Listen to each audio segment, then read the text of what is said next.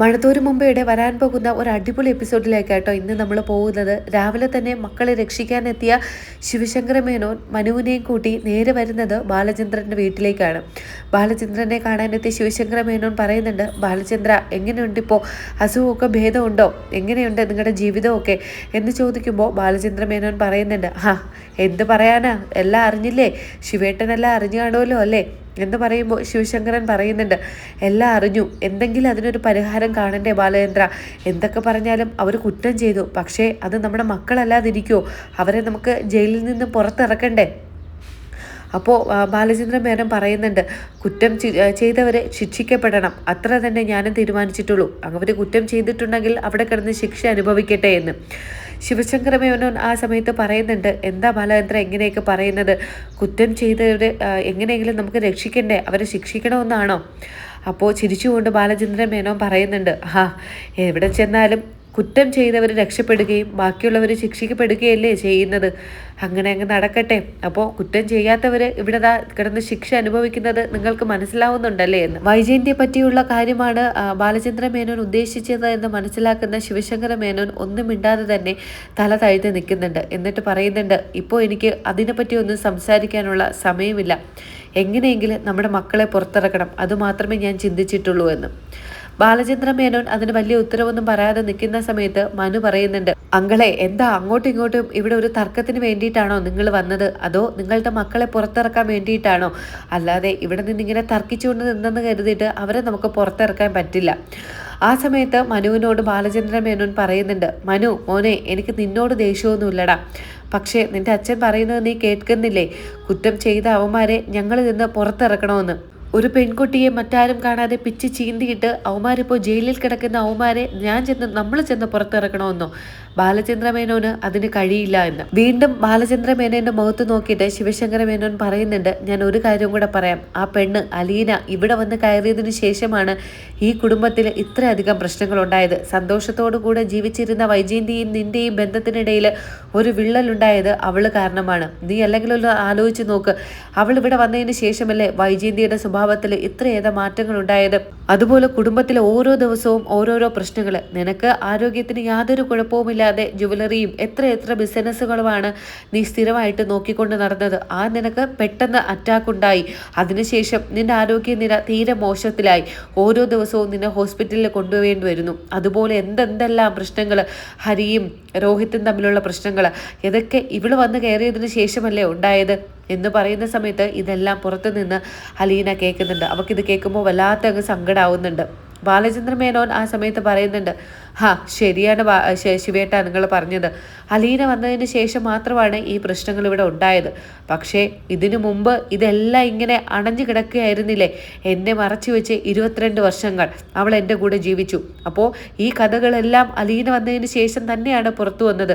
അവൾ വരാതിരുന്നിരുന്നെങ്കിൽ വീണ്ടും ഞാൻ വിഡ്ഢിയായേനെ, എന്നെ നിങ്ങളെല്ലാവരും കൂടെ ചേർന്ന് വിഡ്ഢിയാക്കിയേനെ. പക്ഷേ അവൾ വന്നതിന് ശേഷം ഞാൻ ഓരോ കഥകൾ അറിയാൻ തുടങ്ങി. നിങ്ങൾ മൂടി വെച്ച നിങ്ങളുടെ അനിയത്തിയുടെ ചരിത്രങ്ങൾ ഞാൻ അറിയാൻ തുടങ്ങി. അത് അവൾ കാരണമല്ലേ. അപ്പോൾ ഇതൊക്കെ വലിയൊരു തെറ്റാണോ, അവളെ നമ്മൾ കുറ്റം പറയേണ്ടതുണ്ടോ എന്ന് ചോദിക്കുമ്പോൾ വീണ്ടും അയാൾക്ക് യാതൊരു ഉത്തരവും പറയാതെ കുനിഞ്ഞു നിൽക്കുന്നുണ്ട്. പിന്നെ ഞാൻ ഒരു കാര്യം കൂടെ നിങ്ങളോട് പറയാം, നിങ്ങളുടെ മകൻ ഹരിയും രോഹിത്തും ചേർന്ന് ആ പാവപ്പെട്ട പെൺകുട്ടിയെ ഇല്ലാതാക്കാൻ ശ്രമിച്ചതിനെ തുടർന്നാണ് ആ ലീന അവളുടെ വയറ്റിൽ സ്വയം രക്ഷയ്ക്ക് വേണ്ടിയിട്ട് ആ കത്തി കയറ്റിയത്. ആ സമയത്ത് അത് നിങ്ങളിത് അറിഞ്ഞിട്ടുണ്ടോ എന്ന് ചോദിക്കുമ്പോൾ അയാൾക്കത് വല്ലാത്ത ഷോക്കാവുകയാണ്. അപ്പോൾ അത് നിങ്ങളുടെ ഹരി കാരണമാണ്. അന്ന് അവൾ യാതൊരു കുറ്റവും പറഞ്ഞില്ല. പോലീസിനോട് അവൾ പറഞ്ഞു ഇതറിയാതെ പറ്റിയതാണ് എന്ന്. തനിയെ താഴെ വീണ സമയത്ത് കത്രിക അവളുടെ വയറ്റിൽ കുത്തി കയറിയതാണ് എന്ന്. അന്ന് അവൾ പോലീസിനോട് നിന്റെ മകനാണ് ഇതൊക്കെ ചെയ്തിരുന്നത് എന്ന് പറഞ്ഞിരുന്നെങ്കിൽ എന്താകുമായിരുന്നു അവസ്ഥ? അവൾ നിങ്ങളെല്ലാം രക്ഷപ്പെടുത്തുകയല്ലേ ചെയ്തത്, എന്നിട്ടിപ്പോൾ അവക്കാണല്ലേ മൊത്തം കുറ്റം വരുന്നത് എന്ന് ചോദിക്കുന്ന സമയത്തും ശിവശങ്കര മേനോന് യാതൊരു ഉത്തരവുമില്ലാതെ വെറുതെ അങ്ങ് നിൽക്കുന്നുണ്ട്. അവിടെ നിന്നിട്ട് ഇനി കാര്യമില്ല എന്ന് മനസ്സിലാക്കുന്ന ശിവശങ്കര മേനോൻ നേരെ കോഴഞ്ചേരിയിൽ നിന്നും രാജീവിൻ്റെ ഭാര്യ സഹോദരനെയും കൂട്ടിയാണ് ഹോസ്പിറ്റലിലേക്ക് പോകുന്നത്. അവിടെ ചെന്നപ്പോൾ വൈജയന്തിക്ക് വല്ലാത്ത ആശ്വാസമാവുകയാണ്. അയ്യോ ശിവേട്ട, ഞാൻ നിങ്ങളെ കാണാതെ എത്ര നേരമായിട്ട് ഇവിടെ നിൽക്കുന്നു, എനിക്ക് വല്ലാത്ത എന്തോ ടെൻഷൻ തോന്നുന്നു, എന്താണ് കാര്യങ്ങൾ, എനിക്കൊന്നും അറിയാൻ പറ്റുന്നില്ല, ഞാൻ ഇവിടെ കിടക്കുന്നത് കൊണ്ട് എനിക്കാണെങ്കിൽ നാണക്കേട് കരുതി ഞാൻ ഫോൺ പോലും ഓഫാക്കിയാണ് വച്ചിരിക്കുന്നത്, അതുകൊണ്ട് ആരെങ്കിലും വിളിക്കാനോ ഒരു വിവരം അറിയാനോ പറ്റുന്നില്ല ശിവേട്ട. എന്തായി അവിടുത്തെ കാര്യങ്ങൾ? സ്റ്റേഷനിൽ തന്നെയാണോ ഇപ്പോൾ എൻ്റെ മോനും ഹരിയൊക്കെ ഉള്ളത്? അവൻ എന്തെങ്കിലും പറഞ്ഞോ? നിങ്ങൾ ആരെങ്കിലും അവനെ കാണാൻ പോയോ? എന്തെങ്കിലും ഒന്ന് പറയൂ ശിവേട്ട എന്ന്. ആ സമയത്ത് ശിവൻ പറയുന്നുണ്ട്, ഞാൻ എന്തു പറയാനാണ് വൈജയ്, അവന്മാർ ചെയ്ത തെറ്റ് നിനക്കറിയില്ലേ? ഒരു പാവപ്പെട്ട പെൺകുട്ടിയെ ഇല്ലാതാക്കിയതിനാണ് അവന്മാർ അവിടെ ചെന്ന് കിടക്കുന്നത്. പക്ഷേ അങ്ങനെ പറഞ്ഞിട്ട് കാര്യമുണ്ടോ ശിവേട്ട? നമ്മുടെ മക്കളായി പോയില്ലേ? അവന്മാർ ചെയ്തത് തെറ്റ് തന്നെയാണ്, ഒരിക്കലും തിരുത്താൻ പറ്റാത്ത തെറ്റ് എന്ന് കരുതി നമുക്ക് അവന്മാരെ വിട്ടുകളയാൻ പറ്റുമോ? അപ്പോൾ ശിവശങ്കര മേനോൻ പറയുന്നുണ്ട്, ഇല്ല, പക്ഷേ നമുക്ക് ഉടനെ ചെന്ന് അവനെ രക്ഷിച്ചു കൊണ്ടുവരാൻ പറ്റില്ല വൈജയ്, അത് അത്രത്തോളം വലിയൊരു കേസാണ്. നമ്മൾ അവനെ ചെന്ന് രക്ഷിക്കുകയാണെങ്കിൽ നാട്ടുകാരും പാർട്ടിക്കാരും വീട്ടുകാരും എല്ലാം നമുക്കെതിരെ തിരിയും. അതുകൊണ്ട് ഒരിക്കൽ നമുക്ക് ഉടനെ പെട്ടെന്ന് ചെന്ന് അവനെ രക്ഷപ്പെടുത്തി കൊണ്ടുവരാൻ കഴിയില്ല. അപ്പോൾ വൈജയന്തി പറയുന്നുണ്ട്, ശിവേട്ട, നിങ്ങൾ ജയിലിൽ പോയ സമയത്ത് എൻ്റെ രോഹിത്തിനോട് സംസാരിച്ചോ? അവൻ എങ്ങനെയുണ്ട്? അവന് പോലീസുകാർ നല്ല ഉപദ്രവിച്ചോ എന്ന് ചോദിക്കുമ്പോൾ ശിവശങ്കര മേനോൻ പറയുന്നുണ്ട്, പിന്നെ ഉപദ്രവിക്കാതിരിക്കുമോ വൈജയ്? ഇത്രയധികം വലിയ കുറ്റം ചെയ്തിട്ട് അവന്മാർ നന്നായിട്ട് കൊടുത്തിട്ടുണ്ടായിരിക്കും രണ്ടുപേർക്കും. ഹരിക്കാണെങ്കിൽ യാതൊരു കൂസലുമില്ല, അത് പണ്ടേ അങ്ങനെ തന്നെയാണല്ലോ. പക്ഷേ രോഹിത്തിനെ കണ്ടിട്ട് എനിക്ക് വല്ലാത്ത പാവം തോന്നുന്നുണ്ട്. രോഹിത്ത് അങ്ങ് ആകെപ്പാടെ ക്ഷീണിച്ചു പോയി, ഒന്നും മിണ്ടുന്നില്ല, മിണ്ടാട്ടം ഇല്ലാതെയാണ് അവൻ ഇരിക്കുന്നത്. അവന് വല്ലാത്തൊരു അവൻ്റെ സ്വഭാവം ആകെ മാറിയതുപോലെ അവൻ്റെ മുഖം കാണുമ്പോൾ തന്നെ എനിക്ക് പേടിയാവുന്നു വൈജയെന്ന്. ഇതൊക്കെ കേൾക്കുമ്പോൾ വൈജയ്ക്കും വല്ലാത്ത സങ്കടമാവുന്നുണ്ട്. വൈജ പറയുന്നുണ്ട്, ഇനി എന്ത് ചെയ്യാനാ ശിവേട്ട? അവരെ രക്ഷിക്കാൻ വേണ്ടി നമുക്കിനി ഒന്നും ചെയ്യാൻ കഴിയില്ലേ? നമുക്ക് എന്തെങ്കിലുമൊക്കെ ഒന്ന് പെട്ടെന്ന് ചെയ്യണമല്ലോ അവരെ രക്ഷിക്കാൻ വേണ്ടിയിട്ട്. എനിക്കിത് ആലോചിക്കുമ്പോൾ തന്നെ സഹിക്കാൻ കഴിയുന്നില്ല. അപ്പോൾ തന്നെ ശിവശങ്കര മേനോൻ പറയുന്നുണ്ട്, നീ ടെൻഷൻ അടിക്കാതെ കിടന്നേ, എന്തെങ്കിലും നമുക്ക് ചെയ്യാം. നമുക്ക് എന്തായാലും നമ്മുടെ മക്കളായി പോയില്ലേ, അവർ തെറ്റ് ചെയ്തിട്ടുണ്ടെങ്കിൽ പോലും നമുക്കവരെ രക്ഷിച്ചുകൊണ്ട് വരണ്ടേ. അതുകൊണ്ട് നീ കൂടുതൽ ഇതിനെപ്പറ്റി ആലോചിക്കേണ്ട, ഇപ്പോൾ നിൻ്റെ ആരോഗ്യത്തെപ്പറ്റി ശ്രദ്ധിക്കുക എന്ന് പറഞ്ഞിട്ട് ശിവശങ്കര മേനോൻ വീണ്ടും ചോദിക്കുന്നുണ്ട്, നീ എത്ര നാളായി വൈജയ് ഈ ഹോസ്പിറ്റലിൽ കിടക്കുന്നത്? ഇനി എത്ര നാൾ ഇവിടെ കിടക്കാനാണ് നിൻ്റെ തീരുമാനം? നിനക്ക് തിരിച്ച് വീട്ടിലോട്ട് പോകണ്ടേ എന്ന്. അപ്പോൾ വൈജയന്തി പറയുന്നുണ്ട്, ഇനി കുറച്ച് നാളും കൂടി ഇവിടെ കിടക്കട്ടെ ശിവേട്ട, എൻ്റെ മനസ്സൊക്കെ ഒന്ന് ശാന്തമാവട്ടെ. എല്ലാം കൂടെ ചിന്തിച്ചിട്ട് എനിക്ക് യാതൊരു എത്തും പിടിയും കിട്ടുന്നില്ല, ജീവിക്കണമെന്ന് പോലും യാതൊരു താല്പര്യവും എനിക്കില്ല. പക്ഷേ വൈജയന്തി തോറ്റു കൊടുക്കില്ല ആരുടെ അടുത്ത്. വൈജയന്തി എന്താണെന്ന് ഞാൻ കാണിച്ചു കൊടുക്കും. അതിന് വേണ്ടിയിട്ട് തന്നെയാണ് എൻ്റെ തീരുമാനവും. ഞാനിനി ഇവിടെ കുറച്ച് നാൾ കിടന്നിട്ട് ഇനി എങ്ങോട്ടെങ്കിലും മാറണം. വീണ്ടും വൈജയന്തി പറയുന്നുണ്ട്, ശിവേട്ട, നമുക്ക് അവരെ ഇറക്കാൻ വേണ്ടിയിട്ട് കുറച്ച് പൈസ കൊടുത്താലോ? 10 ലക്ഷം രൂപയോ എത്ര രൂപ വേണമെങ്കിലും ഞാൻ ചിലവാക്കാം, അവരൊന്ന് പുറത്തിറക്കിയാൽ മതി. അപ്പോൾ ശിവശങ്കര മേനോൻ പറയുന്നുണ്ട്, അങ്ങനെ ക്യാഷ് കൊടുത്താൽ അവരെ പുറത്തിറക്കാൻ പറ്റുമായിരുന്നുവെങ്കിൽ ഞാൻ എപ്പോഴേ അവരെ പുറത്തിറക്കിയേനെ വൈജയ്. അതിനൊന്നും നിവൃത്തിയില്ല. അങ്ങനെയാണെങ്കിൽ ഞാൻ 10 അല്ല 20, 30, 50 ലക്ഷം രൂപ വരെ ആ പെൺകുട്ടിക്ക് കൊടുത്തേനെ. പക്ഷേ ആ പെൺകുട്ടിയുടെ വീട്ടുകാരോ പെൺകുട്ടിയോ അതിന് സമ്മതം മൂളണ്ടേ? അവർക്ക് ക്യാഷ് ഒന്നും വേണ്ട, അവർക്ക് നീതിയാണ് ആവശ്യം. ഇനി മറ്റൊരു പെൺകുട്ടിക്ക് ഈ ഒരു അവസ്ഥ ഉണ്ടാകരുത് എന്നാണ് അവർ പറയുന്നത്. അതുകൊണ്ട് ഇനി ആ പൈസ കൊടുത്തൊന്നും അത് ഒത്തുതീർപ്പാക്കാൻ കഴിയില്ല. എന്തായാലും നമുക്ക് കോടതിയിൽ വെച്ച് കാണാം എന്ന് പറഞ്ഞ് അവരവിടെ നിന്ന് പോകുന്നുണ്ട്. അങ്ങനെ ഇരിക്കെയാണ് അലീന ശരണ്യയെ കാണാൻ വേണ്ടിയിട്ട് അവളുടെ വീട്ടിലേക്ക് പോകുന്നത്. ആദ്യമൊക്കെ ശരണ്യയെ കാണാൻ ചെന്ന അലീനയെ നാട്ടുകാരും വീട്ടുകാരും കൂടെ ചേർന്ന് അടിച്ചു ഓട്ടിച്ചു വിട്ടുവെങ്കിലും പെട്ടെന്ന് അവളെ രക്ഷപ്പെടുത്തിയത് ഓട്ടോ ഡ്രൈവറാണ്. അങ്ങനെ അവളെ തിരിച്ചു കൊണ്ടുവന്നതിന് ശേഷം വീണ്ടും അവൾ പല പ്രാവശ്യം ശരണ്യയെ കാണാനായിട്ട് അവിടെ പോയി. അങ്ങനെ ശരണ്യമൊത്ത് സംസാരിക്കുന്നതിനിടയിലാണ് ശരണ്യയോട് അവൾ പറയുന്നുണ്ട്, മോളെ, നിനക്ക് എന്തായാലും ഇങ്ങനെ ഒരു ദുരന്തം സംഭവിച്ചു, അതിന് നിന്നെ അങ്ങനെ ആരാണോ ഉപദ്രവിച്ചത് അവർ ശിക്ഷിക്കപ്പെടുക തന്നെ വേണം. പക്ഷേ നിനക്കറിയാമല്ലോ, അതിൽ 4 പേരുണ്ടായിരുന്നുവെന്നും 3 പേരാണ് നിന്നെ ഉപദ്രവിച്ചത് എന്നും അതിൽ ഒരാൾ നിന്നെ ശരീരത്തിൽ തൊടുകയോ ഉപദ്രവിക്കുകയോ ഒന്നും തന്നെ ചെയ്തിട്ടില്ല എന്നും നീ തന്നെ പറയുന്നുണ്ട്. അപ്പോൾ അത് നിനക്ക് കോടതിയിൽ പറഞ്ഞൂടെ മോളെ? എന്തിനാണ് തെറ്റ് ചെയ്യാത്ത ഒരാളെ ശിക്ഷിക്കുന്നത്? അപ്പോൾ അത് നിൻ്റെ കയ്യിലല്ലേ ഇരിക്കുന്നത്. ബാക്കി 3 പേർക്കും നീ എന്തായാലും ശിക്ഷ വാങ്ങിക്കൊടുക്കണം. അവർക്ക് കിട്ടാവുന്നതിൽ വെച്ച് ഏറ്റവും നല്ല ശിക്ഷ തന്നെ വാങ്ങിക്കൊടുക്കണം. ഇനി ഒരു പെണ്ണിൻ്റെ ജീവിതം അവന്മാർ നശിപ്പിക്കാൻ പാടില്ല. അതിന് ഈ ചേച്ചി എത്ര വേണമെങ്കിലും നിൻ്റെ കൂടെ ഉണ്ടാവും. പക്ഷേ തെറ്റ് ചെയ്യാത്തവർ അത് ശിക്ഷിക്കപ്പെടണോ മോളെ എന്നിങ്ങനെ ചോദിക്കുന്ന സമയത്ത് ശരണ്യ പറയുന്നുണ്ട്, ചേച്ചി അതിന് എനിക്ക് എന്ത് ചെയ്യാൻ കഴിയും? ഞാൻ ഈ നാണം കെട്ട് കോടതിയിൽ എനിക്ക് തല ഉയർത്തി വരാനായിട്ട് എനിക്ക് കഴിയില്ല ചേച്ചി. എനിക്ക് ആളുകളെ കാണുന്നത് പോലും പേടിയാണ്. മറ്റുള്ളവർ എന്ത് കണ്ണുവെച്ച് കാണുമെന്നോ എനിക്കറിയില്ല. അവരെല്ലാം എന്നെ ആക്ഷേപിക്കില്ലേ, അല്ലെങ്കിൽ ഒരു ദയനീയ ഭാവത്തോടെ ആയിരിക്കില്ലേ അവരെന്നെ നോക്കുന്നത്? അതൊന്നും എനിക്ക് സഹിക്കാൻ കഴിയില്ല ചേച്ചി. എൻ്റെ കാര്യം മാത്രമല്ല, എൻ്റെ വീട്ടുകാരെ, എൻ്റെ അച്ഛൻ അമ്മ അവരെയൊക്കെ ഇപ്പോൾ ഒരു പരിഹാസപാത്രമായിട്ട് മാത്രമാണ് നാട്ടുകാർ കാണുന്നത് എന്ന്. അപ്പോൾ അലീന വീണ്ടും പറയുന്നുണ്ട്, മോളെ നമ്മൾ അങ്ങനെ ഭയന്ന് ജീവിക്കാൻ തുടങ്ങിയാൽ നമുക്ക് മുന്നോട്ട് ജീവിക്കാൻ കഴിയില്ല. മോള് തല ഉയർത്തി തന്നെ കോടതിയിൽ വരണം, സത്യങ്ങൾ വിളിച്ചു പറയണം. കുറ്റം ചെയ്തവരെ ശിക്ഷിക്കപ്പെടണം, പക്ഷേ കുറ്റം ചെയ്യാത്തവരെ നീ രക്ഷിക്കണം. അത് നിനക്കേ ആകുള്ളൂ എന്ന്. അങ്ങനെ അലീന പറഞ്ഞതിനെ തുടർന്ന് പിറ്റേന്ന് തന്നെ കോടതിയിലേക്ക് ശരണ്യ വരുന്നുണ്ട്. അവിടെ വെച്ച് ഹരി ശരണ്യയെ കാണുകയാണ്. അപ്പോൾ ഹരിയുടെ മുഖത്ത് വല്ലാത്ത ദേഷ്യമാവുന്നുണ്ട്. നീ കാരണമാണ് ഞാനിപ്പോൾ ജയിലിലായത്. ഇനി ഞാൻ പുറത്തിറങ്ങട്ടെ, ഇതല്ല ഇതിനപ്പുറം നിനക്ക് ഞാൻ തരാനുള്ളത് തരും. അങ്ങനെ ഞങ്ങളെ നീ ജയിലിലാക്കിയല്ലേ എന്ന് ഇങ്ങനെ മനസ്സിൽ വിചാരിക്കുന്നുണ്ട്. ആ ഒരു ഭാവത്തോടു കൂടിയാണ് ഹരി ആ ശരണ്യയെ നോക്കുന്നത്. ആ സമയത്ത് ശരണ്യയും അവനെ ദേഷ്യത്തോട് തന്നെ നോക്കുന്നുണ്ട്. നിന്നെയൊന്നും ഒരിക്കലും ഞാൻ ജയിലിൽ നിന്ന് പുറത്തിറങ്ങാൻ അനുവദിക്കില്ല എന്നൊരു ഭാഗത്തോടു കൂടിയാണ്. അങ്ങനെ ഇരിക്കെ ശരണ്യ കോടതിയിൽ കയറുന്നുണ്ട്. ശരണ്യയോട് ചോദിക്കുന്നുണ്ട്, നിന്നെ ഈ 4 പേരും നിന്നെ ഉപദ്രവിച്ചോ? അങ്ങനെ ചോദിക്കുന്നതിനെ തുടർന്ന് ശരണ്യ പറയുന്നുണ്ട്, എന്നെ 3 പേര് മാത്രമാണ് ഉപദ്രവിച്ചത്. അതിൽ 4 പേരുണ്ടായിരുന്നുവെങ്കിലും ഒരാൾ എന്നെ ഉപദ്രവിക്കുകയോ ഒന്നും തന്നെ ചെയ്തിട്ടില്ല. ശരണ്യയുടെ ആ വാക്ക് കേൾക്കുമ്പോൾ എല്ലാവർക്കും വല്ലാത്തൊരു പ്രതീക്ഷ ഉണ്ടാവുകയാണ്.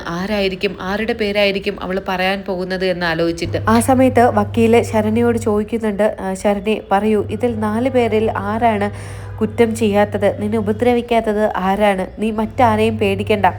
എന്താണ് സംഭവിച്ചതെന്ന് നീ തുറന്നു പറയുമെന്ന്. അങ്ങനെ അതിനെ തുടർന്ന് ശരണ്യ കാര്യങ്ങളെല്ലാം പറയുന്നുമുണ്ട്. അങ്ങനെ ശരണ്യ വിരൽ ചൂണ്ടി ആദ്യം ഹരിയുടെ അടുത്തേക്കാണ് കാണിക്കുന്നത്. ആ സമയത്ത് ഹരി വിചാരിക്കുന്നുണ്ട്, ഓ ഇവള് പേടിച്ചിട്ടായിരിക്കും എന്നെ ചൂണ്ടി കാണിക്കുന്നത്, ഞാൻ രക്ഷപ്പെട്ടുവെന്ന്. അങ്ങനെ അവൻ വിചാരിക്കുന്നതിനെ തുടർന്ന് അവൾ വിരൽ അടുത്ത ആളുടെ നേർക്കും. അവസാനം അവൾ ചൂണ്ടിക്കാണിക്കുന്നത് രോഹിത്തിന്റെ നേർക്കാണ്. അപ്പോൾ രോഹിത്തിന് വലിയൊരു ആശ്വാസം ആവുന്നുണ്ട്. എന്നിട്ട് ശരണ്യ പറയുന്നുണ്ട്, അയാൾ ഒന്നും ചെയ്തിട്ടില്ല, ഒരു കുറ്റവും ചെയ്തിട്ടില്ല. അങ്ങനെ ശരണ്യയുടെ ആ വാക്കിനെ തുടർന്ന് രോഹിത്തിനെ കോടതി കുറ്റവിമുക്തൻ ആക്കുകയാണ്. ബാക്കി എല്ലാവരെയും തന്നെ ജാമ്യമില്ലാതെ ജയിലിലേക്ക് കൊണ്ടുപോകുന്നുമുണ്ട്.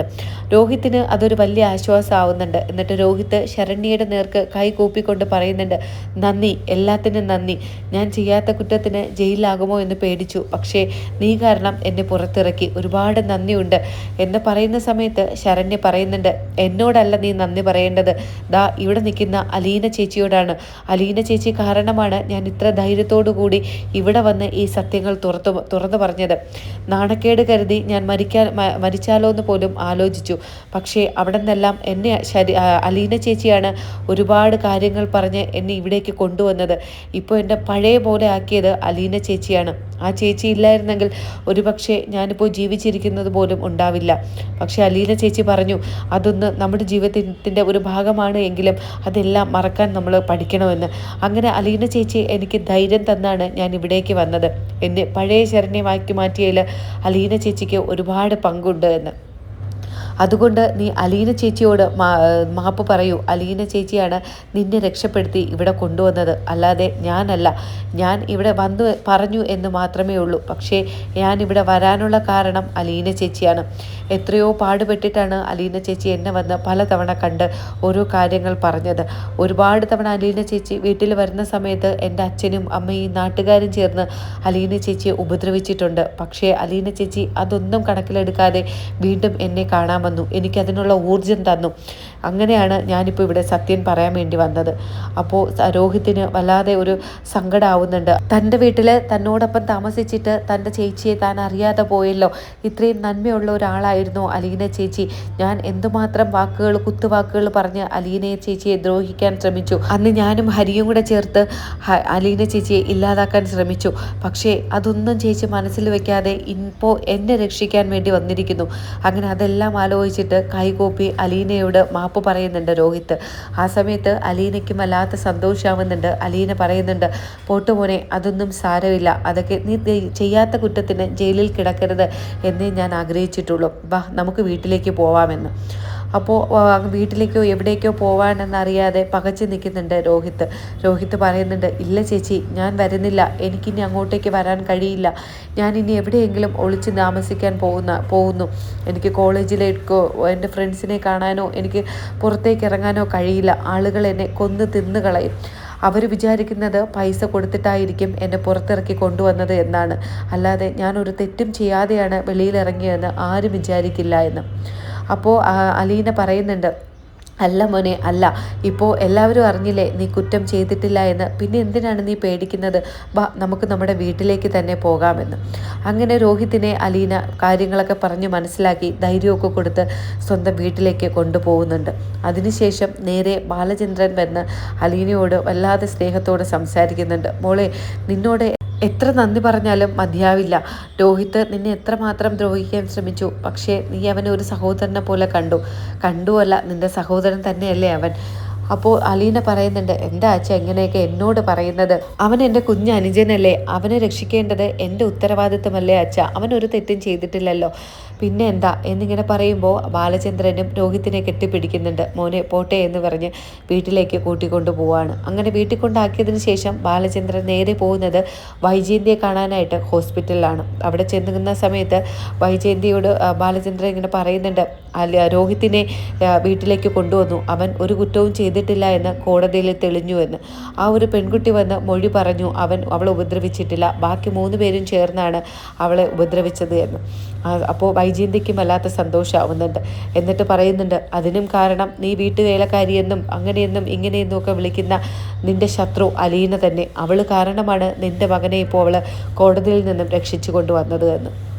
എന്നിട്ട് അപ്പോൾ അത് അവൾക്ക് കേൾക്കുമ്പോൾ തന്നെ ദേഷ്യം വരുന്നുണ്ട്. എന്നിട്ട് വൈജയന്തി പറയുന്നുണ്ട്, ഓ, അതിൻ്റെയും ക്രെഡിറ്റ് അവൾക്കിരിക്കട്ടെ, അവൾ എന്താണ് ചെയ്തത്? ആ ഒരു പെൺകുട്ടി മൊഴി മാറ്റി പറഞ്ഞത് കൊണ്ടല്ലേ ഇപ്പോൾ മോൻ രക്ഷപ്പെട്ടത്, അല്ലാതെ അവൾ വല്ലതും പറഞ്ഞിട്ടാണോ? എന്നിട്ടും അവൾക്ക് തന്നെ എല്ലാ ക്രെഡിറ്റും ഇരിക്കട്ടെ എന്ന്. കഷ്ടം തന്നെ എന്ന് പറയുമ്പോൾ ബാലചന്ദ്രൻ പറയുന്നുണ്ട്, അങ്ങനെയൊന്നുമല്ല, അലീന എത്രയോ പ്രാവശ്യം ശരണ്യയുടെ വീട്ടിൽ പോയി അവളെ കണ്ടു, അതിനുശേഷമാണ് ശരണ്യയുടെ മൊഴി അവൾ മാറ്റി പറഞ്ഞത്.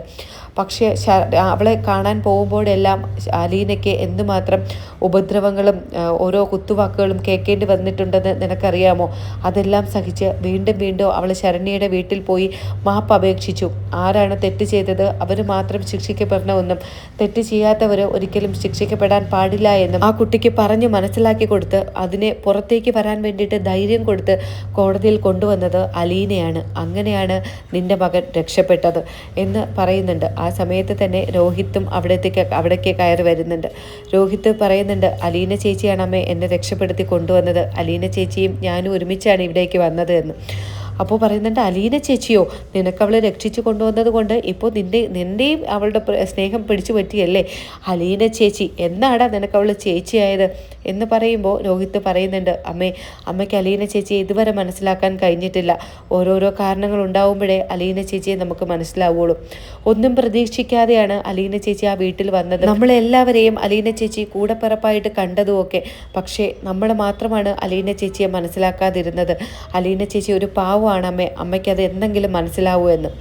അപ്പോൾ തന്നെ അവർ തിരിച്ചു പോകുമ്പോൾ ബബിതയും അവിടേക്ക് വരുന്നുണ്ട്. ബബിതയെ കണ്ടതും വൈജയന്തി ചോദിക്കുന്നുണ്ട്, എന്താടി ബബിത ഈ നടക്കുന്നതൊക്കെ? അലീനയെ പറ്റി ഇപ്പോൾ രോഹിത്തിനും വലിയ അഭിപ്രായമാണല്ലോ, അലീന ചേച്ചി എന്നൊക്കെ വിളിക്കാൻ തുടങ്ങിയിരിക്കുന്നല്ലോ, അലീനയാണ് അവനെ രക്ഷപ്പെടുത്തി കൊണ്ടുവന്നതെന്നുള്ള മട്ടിലാണ് അവൻ്റെ ഭാവം, അവരെയും പറഞ്ഞു മയക്കി അവൾ, അത്ര തന്നെ എന്ന് പറയുമ്പോൾ ബബിത പറയുന്നുണ്ട്, അല്ലമ്മേ, അമ്മ വിചാരിക്കുന്നത് പോലെയൊന്നുമല്ല കാര്യങ്ങൾ. അലീന ഒരു പാവമാണ്, അവൾ ഒരുപാട് കഷ്ടപ്പെട്ടു രോഹിത്തിനെ ജയിലിൽ നിന്നും കൊണ്ടുവരാൻ, ഒരുപാട് പേരുടെ ഉപദ്രവങ്ങൾ സഹിച്ചു.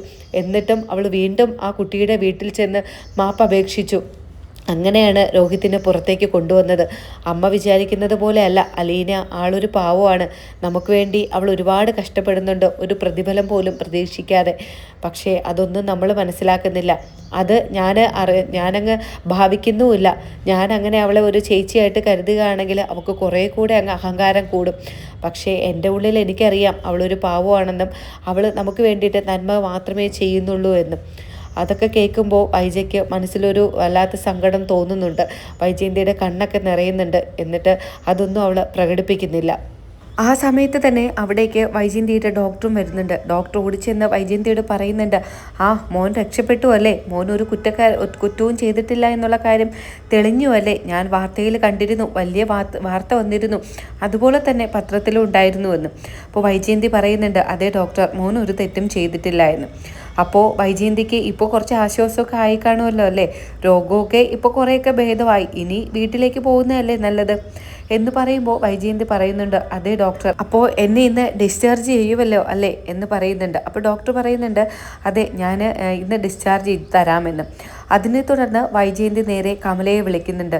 കമലയുടെ ഞാൻ ഇന്ന് ഡിസ്ചാർജ് ആവുകയാണ് കേട്ടോ, ഞാൻ അങ്ങോട്ടേക്കാണ് വരുന്നത്, എനിക്കൊരു ഹോം നേഴ്സിനെ ഏർപ്പാടാക്കി തരുമോ എന്ന് ചോദിക്കുമ്പോൾ കമല ദേഷ്യത്തോടു കൂടി പറയുന്നുണ്ട്, നിന്റെ മോൻ രക്ഷപ്പെട്ടു, നിനക്കതുകൊണ്ട് ആശ്വസിക്കാം, എൻ്റെ മോനോ ഇവിടെ ജയിലിൽ കിടക്കുന്നു, അതൊന്നും നിനക്ക് ആലോചിക്കേണ്ടതല്ലോ അല്ലേ വൈജയ് എന്ന് പറഞ്ഞ് ദേഷ്യത്തിൽ അങ്ങ് ഫോൺ കട്ട് ചെയ്യുന്നുണ്ട്. ആ സമയത്ത് വൈജയുടെ അടുത്തേക്ക് ബാലചന്ദ്രൻ വരുന്നുണ്ട്. ബാലചന്ദ്രൻ പറയുന്നുണ്ട്, വൈജയ്, നീ ഇന്ന് ഡിസ്ചാർജ് ആവുകയാണല്ലോ, എങ്ങോട്ടാണ് നീ പോകുന്നത് എന്ന് പറയുമ്പോൾ ബാക്കി മക്കളെല്ലാം പറയുന്നുണ്ട്, അമ്മേ നമുക്ക് വീട്ടിലേക്ക് പോവാം അമ്മേ എന്ന്. ആ സമയത്ത് അലീന നിൽക്കുന്നത് കൊണ്ട് തന്നെ വൈജ തോറ്റു കൊടുക്കാൻ തയ്യാറല്ല. വൈജ പറയുന്നുണ്ട്, വീട്ടിലേക്കോ, ഞാൻ അങ്ങോട്ട് വരുന്നില്ല എന്നല്ലേ പറഞ്ഞത്, ഇവളുള്ള ആ വീട്ടിലേക്ക് ഞാൻ വരുന്നില്ല, അതിന് എത്ര തന്നെ നിർബന്ധിച്ചാലും വൈജയന്തി അങ്ങനെ ആരുടെ മുമ്പിലും തോറ്റു കൊടുക്കില്ല എന്ന് പറഞ്ഞ് ബാലചന്ദ്രൻ്റെ മുഖത്തേക്ക് നോക്കുന്നുണ്ട്. അപ്പോൾ ബാലചന്ദ്രൻ പറയുകയാണ്, നീ ഇപ്പോഴും പഠിച്ചില്ലല്ലേ വൈജയ്, നീയൊന്നും ഒരു കാലത്തും നന്നാവില്ല എന്ന് ബാലചന്ദ്രൻ ദേഷ്യത്തോടു കൂടി പറയുന്നുണ്ട്.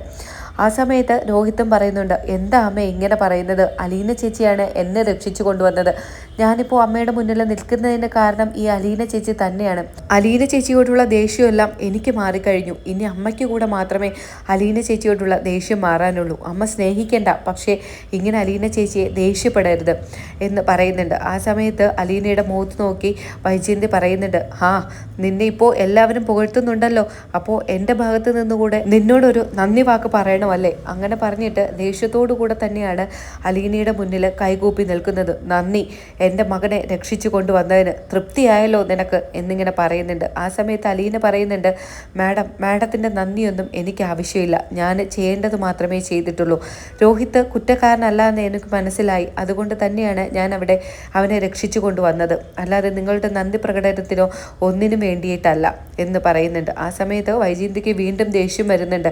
പക്ഷെ ഉള്ളിൻ്റെ ഉള്ളിൽ അലീനയോട് എന്തോ ഒരു ചെറിയ സഹതാപമൊക്കെ തോന്നുന്നുവെങ്കിലും അവളത് പുറത്ത് കാണിക്കുന്നില്ല.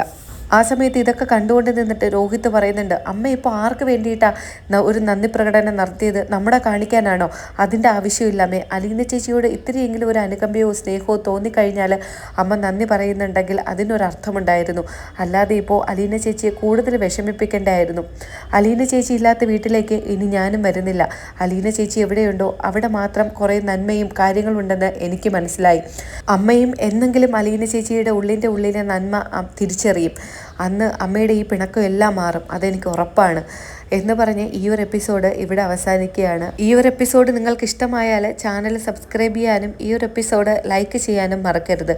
ഇനി മഴുതൂര് മുംബൈയുടെ പുതുപുത്തൻ വിശേഷങ്ങളുമായി ഉടനെ കാണും വരയ്ക്കും ബൈ.